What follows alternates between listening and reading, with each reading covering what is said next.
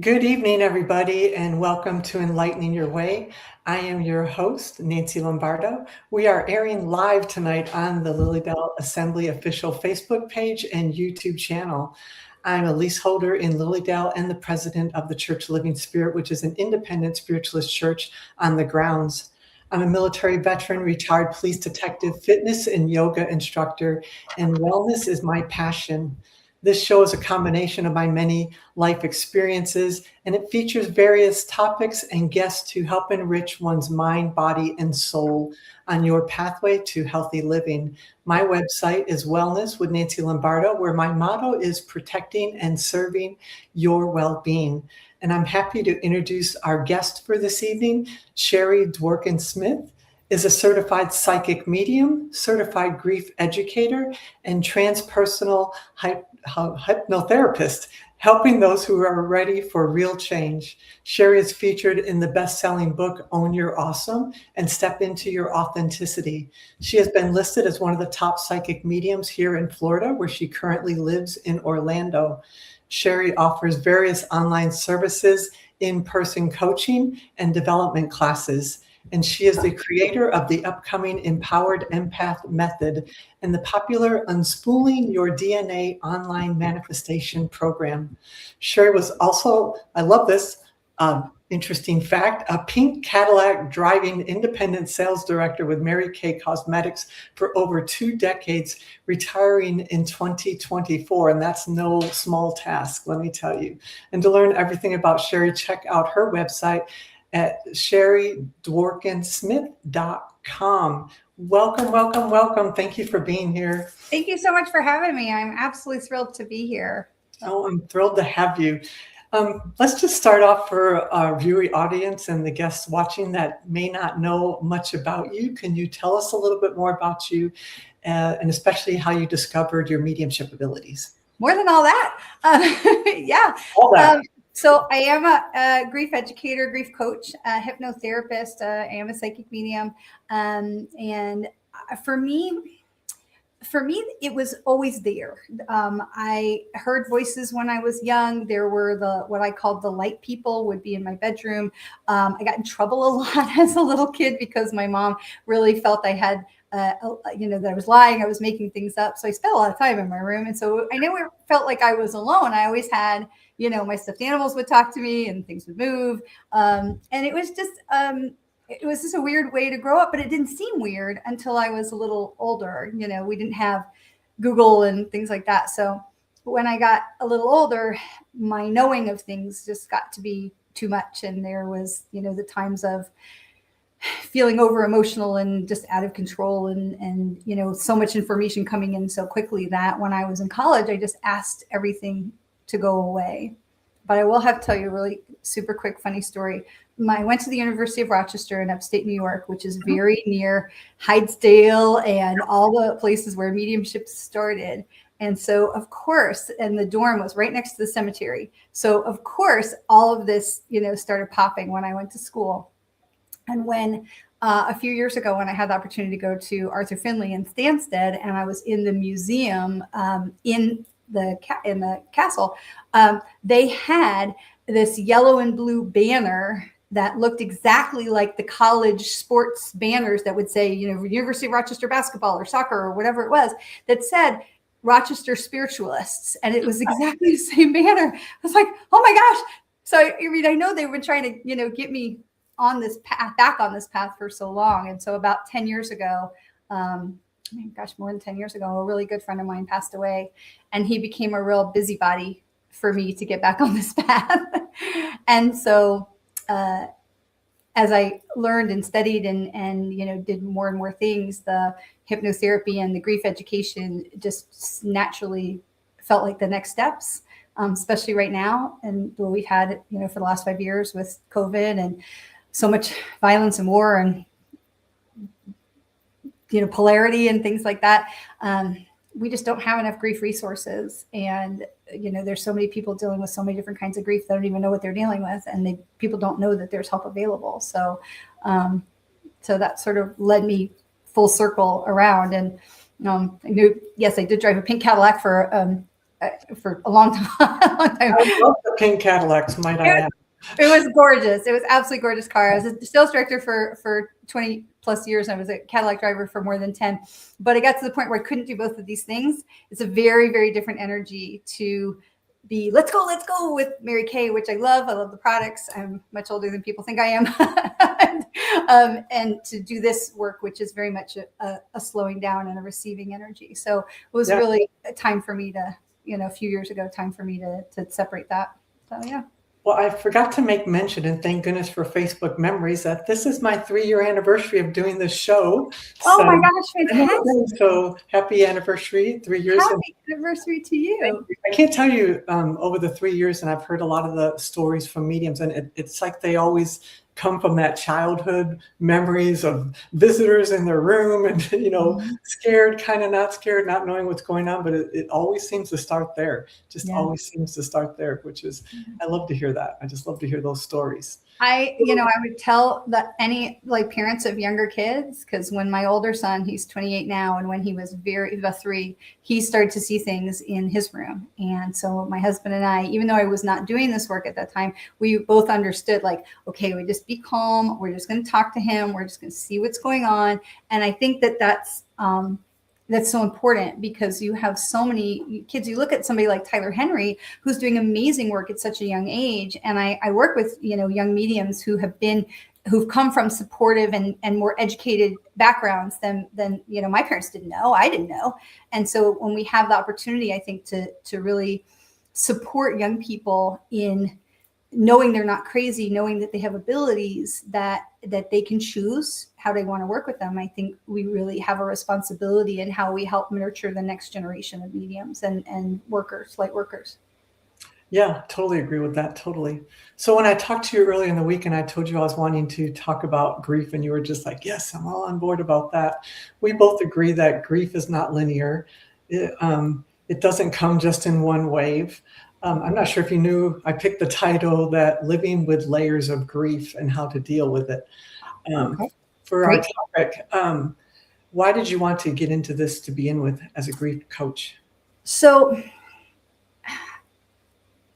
years ago, so when in 2009, when the housing market collapsed and the banks and all this stuff. Okay. So Bank of America tried to steal our house, and because of a clerical error, and you can read it. This is the story I tell in the Own Your Awesome book. But because of a clerical error, that Bank of America lost our mortgage for about 6 months, and we had been paying it, and they kept taking the money. And then 6 months later, they were like, hey, you owe us all this money. So we fought with Bank of America for all this time. And in the end, here's my house. We win. And, my house is safe and everything was fine. And it's a very long story. But at the end of that, because Bank of America called me from 8 a.m. till 9 o'clock at night, every 30 to 45 minutes, every day, 7 days a week for 3.5 years. Oh my God. And that was a level of harassment that was just, and there was no recourse at that time. And so when it was all over, thanks to a guy named Iggy in the office of the president of the Bank of America, I fell into this massive depression. I mean, suicidal, just a massive depression. And you would think it would go the other way, that you would be like, woo, yeah, but I just sunk and I couldn't find my way out, and there were no resources. And when you're down in the bottom of a hole, because grief does not make sense and grief is not linear. And, when you think you should be cheering about something, that this is a good thing that happened, and it was. And I do understand years later that journey is what brought me here. And so I'm grateful, we have to be grateful for the mud that we slogged through, but there were no resources. And I would sit online and I would Google things, and there were no resources. And 2 things happened that were very important. One is that Gloria Vanderbilt died, and her son, Anderson Cooper, started a podcast called All There Is. And I applaud Anderson from, with anything that I have, because he was the first person to really be out starting to talk about grief. And while we're not necessarily taking the same approach, it is a really, really important conversation. And I talk to so many people in my work who just it's like drowning, slowly drowning, and you just don't know where to turn or that there's even resources available. And the other thing that happened was that renowned grief expert David Kessler started a grief certification program. And so I was very lucky to be accepted into the second cohort, and to work with some amazing people and to be trained by just incredible, people, because this was something that just, as spirit will do, landed right in your lap at the right time. And I knew immediately that if I could help, as mediums, we help people deal with grief and know that their loved ones are still there and that they're not alone and they're with us. And that is an incredible amount of healing, but it doesn't always deal with the grief. It's not like we go, oh, okay, my Aunt Sally's still there. Great, I'm good to go. It doesn't work that way. And so to be able to offer some other aspect of healing was just so profound to me. And as you know from the work that we do, when we are helping to heal others, we are working on helping to heal ourselves as well. And so this was just, I knew it was completely spirit-led, that I was called into this position. And it's something I'm grateful for, to be able to help every day. So. Synchronicities. I love that you told that story. Iggy's such an unusual name, but it was my grandfather's name. Really? Well, totally. God bless him. Yeah, for sure. Maybe And save the day. It leads right into my next question, because so often people think of grief automatically as being connected to death, grief, death. But there's so many other things that people grieve that I don't even think they understand they grieve. Would you agree with that? And I 100% agree with that. I mean, we have things like unexpected grief and normal grief and anticipatory grief and complicated grief and delayed grief. And we can grieve the loss of a loved one. We can grieve the loss of a pet. We might grieve moving from a house to another house. We may grieve losing a job. We may grieve. In my situation with this torment with Bank of America, was 3.5 years became the norm for that period of my life. And when it was gone, it was almost like, I don't know what to hold on to. Not that I wanted to continue in that, but it was a thing that I knew was a steady, for better or worse, in my life. And so we do sometimes hold on to these things that are maybe not positives, but it's familiar. When, I was going through my healing, there were people in my life that were the life rafts, and I was very reluctant to let go of those, because then I have to grieve something else. And so we can grieve all kinds of things, and people don't understand that you might grieve something positive. We like getting married. You could have some sort of complicated feelings about what your new life might look like. I was working with one of my clients recently who had lost his wife, and we do a mediumship and coaching sessions periodically. And he had approached me about finally being interested in a potential new partner, and the complicated feelings that were around that, because this woman was not readily available, even though he was very excited to have felt like a click with someone. And when you lose your partner, very often we don't feel like we're ever going to find that click again. And when I said to him, I said, I think this is grief. I think, he's like, no, I just want you to look and see, what's going on with her, and could we be together? And I was like, no, that's psychic trespassing. We don't do that. But we're talking about grief. And he said, no, I don't think so. I said, well, let's have this conversation. And it really can be, when we want something that we think we might never have again, and then we can't have it, there's grief in that too. I mean, grief is a sneaky emotion. It's a sneaky thing. And it can show itself in so many different ways, and very unexpected ways. You're exactly right, for sure. So what do you think layers of grief in everyday life looks like?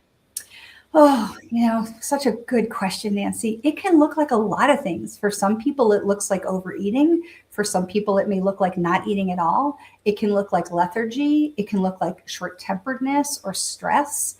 It can look like manic behavior, like people who may be presenting as bipolar. That can be grief. So grief, one of my girlfriends who had lost her father a few years back, she talks about how grief is a ninja. And I think it's one of the best descriptions I've ever heard, because it can show up and manifest itself in so many different ways. And I think that's what's really important, is that people don't even think, oh, that's grief. I mean, if I'm sad and I'm crying and I'm tired and I want to be in my bed because I lost someone, we can recognize that's grief. But if I suddenly want to chop all my hair off and dye it red or blue, or I can't say purple because it's already purple, but if we do things that are erratic and very out of character, that can be grief. So there's a lot of different layers and a lot of ways that these things show up that it's not always obvious. Yeah, that's very valid points for sure, really valid points. So how do you believe that someone can gently begin to look at grief that they've been avoiding? Because we do avoid grief. Yes, we do. There is this idea that if I open this door, if I let myself feel it, I'll never be able to stop it. I'll never be able to close the door. Yep. And that's valid. It's not necessarily true. But it's valid, because I can never tell someone their feelings are not valid. Their feelings are their feelings. But the reality is that as much as we may cry or feel this pain of a loss, we won't feel it forever. And one of the things, I have my little visual aid because I love this idea. One of the things that I talk to my clients about, especially in the beginning, is this idea that, let me see, hope we can see this. Mm-hmm. We have this box, okay? And so this is where we live. We live in this box, okay? And every box that we have, this is my life, right? Okay, and I'm not saying live your life in a box, but for purposes. But we have this button that is the red pain button. And that button is always there. It will always be there. Something is always going to be available to stub our toe or to, whatever. But then we have this purple blob in the middle, and that's grief. And right now, when we're in the beginning of grief, when we've just had a loss, this blob is going to fill the space. It just completely fills the space. And every breath, every thought is going to hit that button and make that pain go, right? And so it feels like it will always be that way. The button will always be there. The loss will always be there. But the big glob of grief will get smaller over time. And so when we start talking with people about understanding that if you open that door and you allow yourself to feel feelings, you won't cry forever. You will probably cry for a while. You will probably cry on and off over different periods of time. But the odds are, if I started crying right now, I would not continue to cry 365 days from now. And so sometimes when we are dealing with people who are in very new grief, it's helpful to try and bring their feet back to the ground and say, listen, I know it feels like this, and it's going to feel like this for a while, but that's not how it's always going to feel. And one of the other things that I really try to do, especially with new clients, is teach them something that I call little hops. Now, I'm a beach girl. I grew up on the beach in Hollywood, Florida, which is just south of Fort Lauderdale. We would go to Fort Lauderdale all the time. We would go to the beach all the time. And if you know the physics of a wave, the energy that pushes the wave is actually not at the top, the part that you see with the wave and the foam. That's not where the energy is. The energy is actually at the bottom, and it's quite small, the wave. And so if you stand in the ocean, and you've probably had some of this experience being where you live in the Panhandle, if you stand in the ocean and you plant your feet and you say, I'm not moving, even the smallest wave is going to come in and push you over. But if you plant your feet and you hop just a little bit, couple inches, when that wave comes, little or, not giant, but, reasonable size wave, if you hop, the wave will break around you. And so it's an idea that we can get our head around when we are dealing with grief. I don't have to deal with all of this wave. I just need a little hop. And so we start to build these toolbox of little hops. Maybe it's a favorite picture, a favorite song, favorite memory. And so encourage my clients to start compiling. It could be a physical box. It could be a journal. It could be a playlist on your phone or a photo album. So when that wave of grief comes, they have something tangible that they can reach for and say, okay, there's my little hop tools. And it's how we can start to not completely get bowled over by the waves of grief that can often be the start of that process. And over time, the waves will get less, but having something that we can hold on to and say, this, I know this will help me, can be, it's a life raft. It's something tethered, when in grief, we just feel completely untethered. Yeah.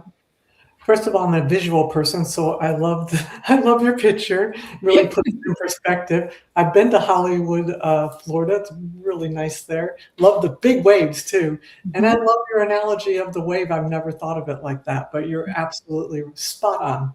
Because I've done all that, the little hops. I was just visualizing that whole thing when you're talking about it and talking myself through it, and I love that. That's a perfect suggestion for people. Thank you. Can It has you to be easy. It has to be something we can easily get our head around, because when we're in grief, it's hard to focus. It's hard to focus on something. And Can so you it think has of to, any other things when someone's really, that grief is just really overwhelming in the moment? One simple thing they could do that could help them ground themselves? breath work is a Yep, big part of it. Breath yep, work is a big part of it. When we start to feel panic of, oh my gosh, there's a wave of grief, I don't know what to do, breath work. And so one of the things, and again, keeping it very, very simple, and I call it conscious breath. I know there's box breathing and a lot of different ways that people do this, but I teach people to put their tongue on the roof of their mouth. mhm. Meditation teachers will often talk about this as well, because it occupies the left brain. And so it also means you have to breathe through your nose. I mean, you could breathe through your mouth, but if you put your tongue on the roof of your mouth and you breathe in as deeply as you can, and I encourage people to breathe in as deep as they can, take in as much air as you can, and then hold it, because they have to focus. There's this idea with hiccups. Now, there's a million different remedies for hiccups. This idea that I had heard one time about hiccups, that if you focus so intently on one thing, and the thing I had heard was try to pull one hair out of your head, one single hair. The idea is that you're focusing so intently on one thing, the hiccups go away. And honestly, it mostly works, which is good, because I get hiccups a lot. But it's the same kind of idea. You have to pay attention to what you're doing, which means you're not paying attention to all the other stuff. So you put your tongue on the roof of your mouth, you breathe in as deeply as you possibly can, filling up your entire body like it was a balloon, no shoulders, right? And you hold it, and then you blow it out your mouth. And while you're blowing, you bring your belly back to your spine. So you get your body as empty and deflated balloon as you can, and then you hold it again. And so if we do that 3 times, we've cleaned all the oxygen in the blood, and we're able to calm ourselves. And one of the things that happens in grief is we feel helpless. And if we can do that, is grounding, because it feels like I have some modicum of control somewhere. I can breathe. And so that's one of the other things that we start with, as well as the breath work. Simple. Just Yeah, deep breath in, great. deep breath out. Yeah, I do the box breathing for my yoga class, and just 4 rounds, and they always find it, just that 4 rounds, how calming it could be, just like that. And it's, what is it, 2-3 minutes? Mhm. It, You know that Goldie Hawn has a whole organization where she goes into elementary schools, and they teach kids just that, 3 breaths. They're just 3, and they breathe in and they breathe out. And I don't know all of her particulars, but her organization goes into schools, and in these schools, the kids have better grades. They have less behavioral problems. There's less disciplinary issues. And her organization is trying constantly to get this into more and more schools, because mindful breath work can cure a whole lot of things. And it's a right? great place to start. Yeah, totally. Okay, I got a great question for you, maybe. Okay. How do you think grief, or what do you think grief teaches us about love? Oh, such a good question. The actor Eric Dane just passed away from Did ALS. you watch the Netflix? Whew. Oh, I did. I saw his interview in the wheelchair. Oh my gosh. And then I saw the tribute that the Grey's Anatomy TV show had done. And you can see it. It's on YouTube, just that clip that they made of his character, that he was on the show for so long. But one of the things that he said as his character was, don't waste a minute, don't waste a breath. And I think that's really that's what grief teaches us. My friend Michael, who died, and the anniversary of his partner's passing was actually just this week, Paul, when Michael called me, and Michael and I had been, mommy and me best friends for, our sons are 28 and 29 now. And he called me and said, I'm sick. And 6 weeks later, it was a funeral. Wow. I mean, you just don't know. That's tough. And, we have, I was talking with a girlfriend of mine earlier today about unexpected grief. Her husband was suffering with dementia, and then he was gone. Like, they really thought they had several more years, and his body just said, nope, we're done. And so we just don't know. And so what grief reminds us is to breathe, and grief reminds us to love, because we can't bring them back, but we absolutely can hold on to the love. And I think it's essential that we talk about our loved ones, and not everybody is ready for that. And one of the things I encourage in my clients is, if you would like to speak their name, if you would like to hear people speak their name and to talk about them, and some people are not ready for that, and that's okay. But remembering them and reminding people how wonderful that they were, and how they are, because we know as mediums they're still here. I think that that's so important. And I heard a quote just the other day. It was shared by Tig Notaro, but it was her friend Andrea who wrote it, that said, essentially, when we die, the love that we feel for each other lives on as a reflection in the other people that are who we are, and how we love and we're loved is now reflected in the people who are still here. And I have butchered that quote, but that was the gist. And I think that that's really important. So grief teaches us, I hope grief teaches us it's okay to love. I would like my clients to come away with that. It's okay to keep loving. Absolutely. Yeah. Absolutely. So, and that takes time. I mean, that is part of that. If I open this door and allow myself to feel, right. But that takes time. But love, I mean, that's the answer. So what do you think it looks like to carry grief on a daily basis without letting it carry us? Oh, gosh. It could be anything from A to Z. I mean, it could be overeating. It could be, how grief shows up it could be listening to very loud music. It can be, there are so many coping mechanisms. Some are more healthy than others. What I teach my clients is how they carry the grief is an acceptance that there's always going to be a level, right? There's always going to be a level. We're never not going to remember them, hopefully. And we're never not going to feel that pang, regardless of how many years have gone by. I spoke with a client the other day. Her daughter has been gone for, her son has been gone for about 15 years. And still, the minute she spoke, it's right there. So acceptance is one of the things, and that's hard because we keep expecting our loved one to walk in the door, and there's a period of time of allowing our brain to wrap around that new reality.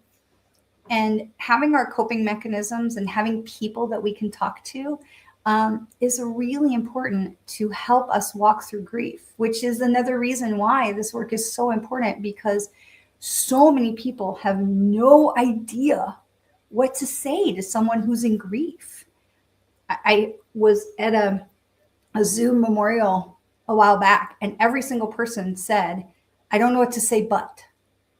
And that's the fact. People just don't know what to say. And so part of my work is not just working with people who are grieving, but it's also with my podcast, Beyond the Loss.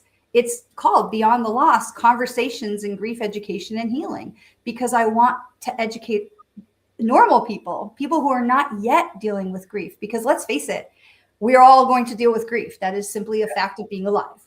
And so if we can learn how to support people in grief, like, let me just say, we never say, well, at least, don't ever, please don't ever say to a griever, well, at least they're not suffering, or at least they're not, just no, that would be a no.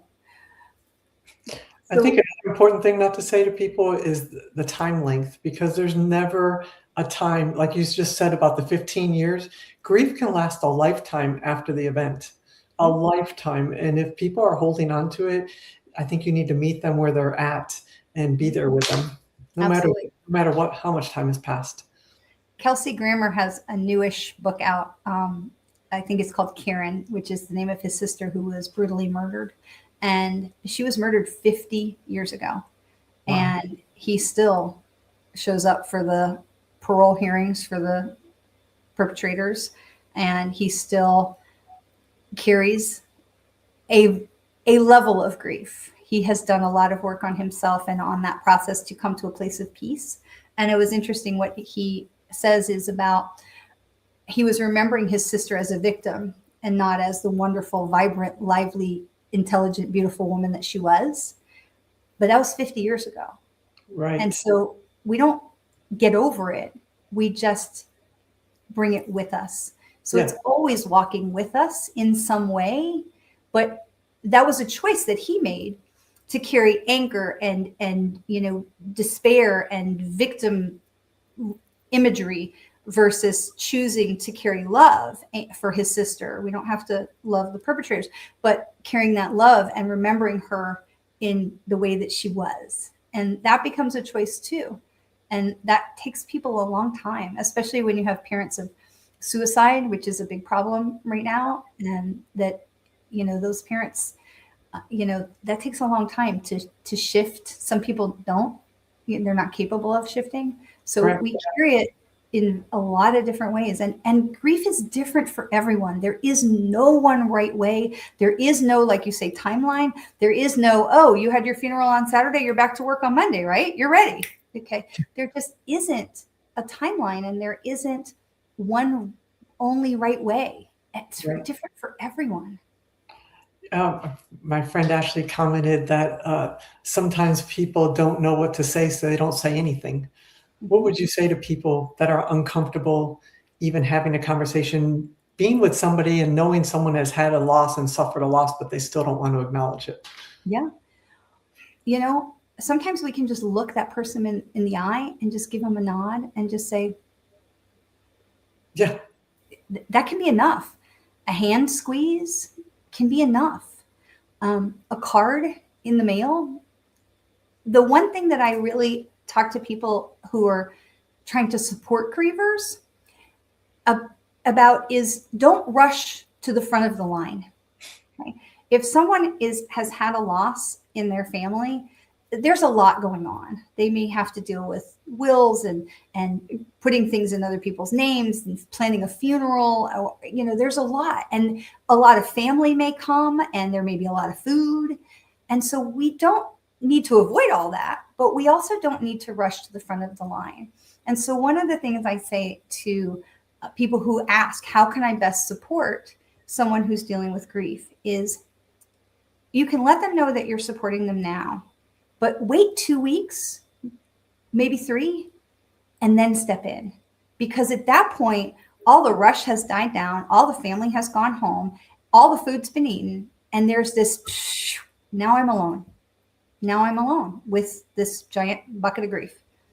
And having people who can still step in 2-3 weeks later can make a huge difference. And it doesn't matter. I don't want to say it doesn't matter what you say, because there's definitely things we would prefer you not to say. Right. We definitely don't tell people who've lost a child that, God must have needed an angel, or, everything happens for a reason. I think there's purpose in most things, and there are blessings in most things. But to tell a parent who's lost a child that everything happens for a reason, that's a hard one. So it's enough to simply say, I'm here and I see you. But again, I tell people, maybe don't rush to the front of the line with your casserole. Give it some time, because people forget.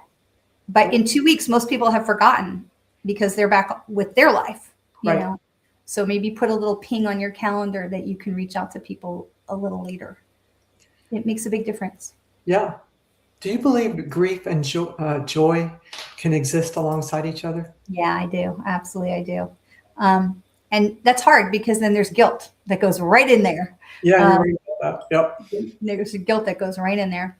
I had such fun earlier this week to do a mediumship session with a lovely woman whose nephew had come in, and he was just a hoot. And I really, you have sometimes those sessions in mediumship where you can just feel the joy and the humor and the love that is there, and it's just a fun reading to do. But that was one of the things that we talked about was it's okay to feel joy. It's okay to laugh. It's okay to, allow that to be part of the grief process. Grief is not linear. It definitely goes doop, doop, doop, doop, up and down and around in circles. And joy is part of it. And we don't have to look and go, oh, I laughed. Oh, I'm supposed to be sad. No. Our loved ones don't want us to be sitting in the corner in the dark with the lights off, crying for the rest of forever. They want us to laugh. They want us to live. They want us to remember the good things about them and not so much about the hard things or the end things. So yeah, they absolutely. And so we work on bringing joy in without holding on to the guilt, that it's okay to feel joy. Yeah. That's great advice. Yeah, totally. Because you're right. That guilt just sneaks right in for sure. Quickly. So do you believe that grief can change who you are? And I don't mean it in a bad way. I mean it in a good way. I do. I really do. It can make us more compassionate. It can make us better listeners. Now, in the beginning, it can make us pretty selfish, and that's okay because that's normal, but there's something about humanity. For all the negativity that we see on the news or whatever, it's easy to find that stuff. But when people that are around us are in need, our innate instinct is usually to help. And so when you have someone who has walked that walk, who sees someone else in pain, it is natural for us to say, wait a minute, I can help here. Now, we are not going to necessarily carry someone else's burden, then we deprive them of the path that they're on. But to say, I can walk with you, I can be part of this, I can share my wisdom, and for whatever it's worth, take what works for you. And so I do think that when people who have really come through deep grief, now it can also go the other way, and people can be bitter, and they can stay in that anger and loss, and I have seen that for people who chose not to receive help. They didn't want to think about it in a different way. They didn't want to be coached to come out of their grief. They were happy in it. That gave them comfort, and there's truth in that too. So. Yeah, I agree with that. Sometimes they just don't want to let go of that memory, that thought, that feeling. Yeah, I think it goes back to the guilt thing again, in all honesty. Yeah, very much. So do you believe there's a way to honor our grief without staying defined by it? I believe there's a way to honor our loved ones without being defined by the loss. Okay? I don't think we want to honor our grief. I think we want to cohabitate with our grief. Because when we say we're going to honor our grief, we may be giving that the control, and I don't think that's a healthy way, in my opinion. But to honor our loved ones. I have a client whose son was killed on the highway and on his motorcycle. And I have worked with her and her family for many years now. And they had established a 5K in his honor, and he had been an organ donor. And so they're still counting the number of lives he saved. I love that. One of the people who had the family of the people of the child that had received his heart recorded the heartbeat and put it in like a Build-A-Bear and brought it to the 5K a few years ago. So, I mean, there are ways that we can choose to honor our loved ones. People have, made scholarships. They have friends who they go to a certain space in the neighborhood and they watch the sunset on their loved one's anniversary of passing. And that's what they do. It's something simpler, but that's how they want to honor the loved one. And they bring, cupcakes or cookies or whatever that they bring. So it's not how we honor our grief. It's how we honor our loved ones. that makes a big difference. I love that so much. You've really brought great insight into this topic. You have great insight about grief, and I'm sure this has been very helpful to so many people to listen in on this conversation this evening for sure. I've enjoyed it. Time goes by so fast. I have a question that I always like to end with for my guests, and it is, what is the most important lesson you have learned on your spiritual journey? That love doesn't die. Oh, That love doesn't die. That, we have love from source into incarnation, into our life if we'll allow it, and then back into spirit. And that love is the most powerful engine of the universe. That is the thing that powers the universe in my mind. So love doesn't die. love's powerful. It sure is powerful. I know you said you've been through Lilydale one time, so hopefully you're going to find your way back to Lilydale again. I look forward Because to we it. do, we all are about, so many people come to Lilydale in grief and needing that healing and loving atmosphere. And maybe you'll be offering some classes in the near future for Lilydale too. That'd be a great thing. Thank you. Remind people of your website of how to get in touch with you. Yes, absolutely. So my website is my name, sherrydworkinsmith.com. You can see on the screen, my name has a hyphen. So when you look for me online, take out the hyphen. My podcast right now, my podcast, Beyond the Loss, Conversations in Grief, Education, and Healing for the rest of March is located on A1R Radio. That is on Tuesdays at 3. And then we're moving to Mind, Body, Spirit FM in the summertime. So I'm really looking forward to that. There's lots of stuff that's going on. And if I can help, if you want to ask a question, just fill out the form on my website and I'll get back to you as fast as I can. Grief education starts with a question. Is this grief? Is, whatever the question may be. And I think one of the most important things I tell people in grief is we're all going to have some. That's just it, that we're all going to have some, but we don't have to carry it alone. So. And also, if anybody wants to share any comments or questions here on the Facebook page, feel free to do so. We will both check back on it periodically and the rest of the week and answer your questions as you post them. You've been a lovely guest. Thank you so much for joining me this evening. Thank you all for being here for my 3rd year anniversary of Enlightening Your Way. I will be back again in 2 weeks with another show and another guest. I'm sure you've been aware, if you've been paying attention to our Facebook page, that we've been posting a bunch of events coming up for our summer season. The season highlights are out. They're starting to post all the workshops, some over 200 workshops we'll be having this summer. So there's a lot going on in Lilydale. So make sure and check back on this page daily for everything going on. And hope you'll be making your reservations to come visit us this year in Lilydale. Also, my Facebook page, Wellness with Nancy Lombardo, and my Instagram, nancy.k.lombardo, where my motto is protecting and serving your well-being. My name is Nancy Lombardo. Thank you so much, Sherry, for joining me this evening. Thank you all for joining us, and I wish you all a good evening. Thank you.